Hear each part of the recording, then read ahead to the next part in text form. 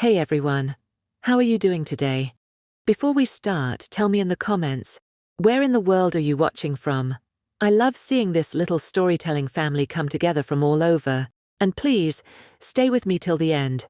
This one is personal. This one taught me a lesson I never thought I'd learn. Alright, let's begin. I raised my son Daniel, all on my own. His father passed away when he was 6 years old, and from that moment on, the world felt heavier, but my love for that little boy felt even stronger. Every morning, every school project, every fever, every scraped knee, it was me. I didn't mind. A mother's heart doesn't keep score. It just gives, and gives. And I truly believed that Daniel understood that. But life has a way of revealing things when you least expect them. It started quietly. Daniel began coming home later. Not terribly late, just late enough for me to feel it in my chest. He smelled of spices I didn't recognize, perfume I didn't wear, cooking I hadn't made. So I asked gently, "Had dinner outside, sweetheart?" He froze, just for a second, and then smiled. "Yeah, Mom. Just ate with friends." But there was something in his voice that didn't sit right. A tiny crack, barely noticeable unless you're a mother. Still, I said nothing.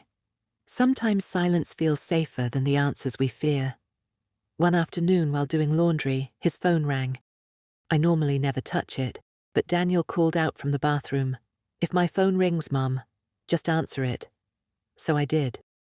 "Hello?" a woman's voice replied.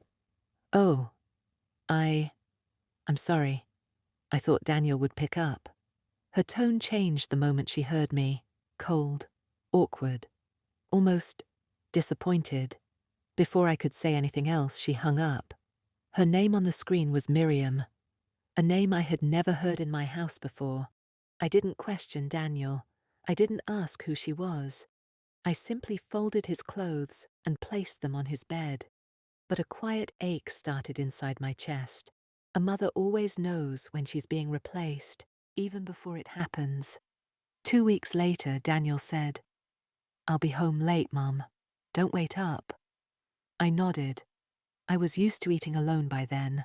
But later that evening, my neighbor's daughter texted me, "Auntie, I think I just saw Daniel at the mall. He was hugging a woman." My fingers tightened around the phone. Not because he was with someone.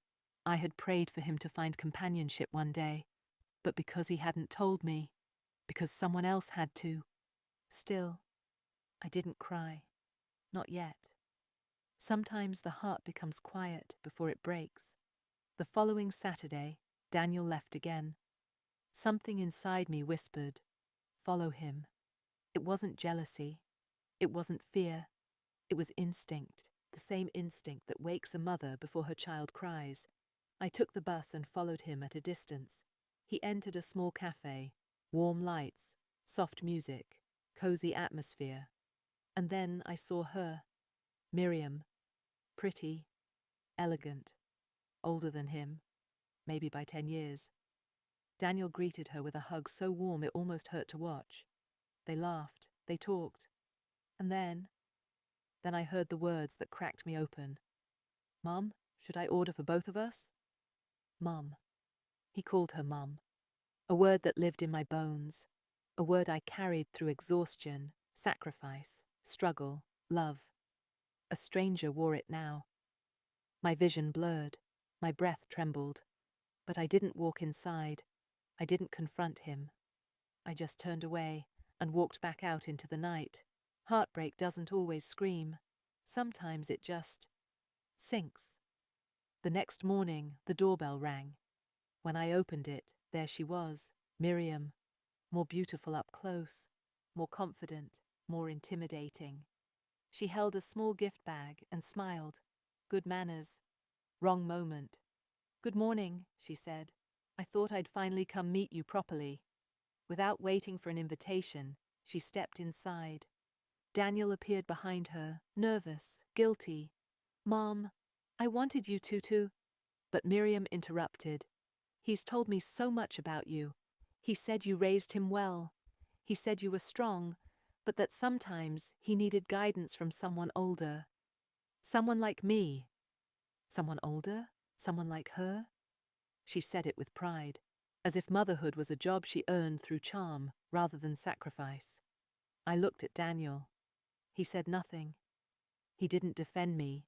He didn't correct her. He just stood there. That was what hurt the most. Not the word mom, but his silence. I smiled. Not bitterly, not angrily, just calmly. Then I said, "So, you're the woman he calls mom now." Daniel froze. Miriam blinked.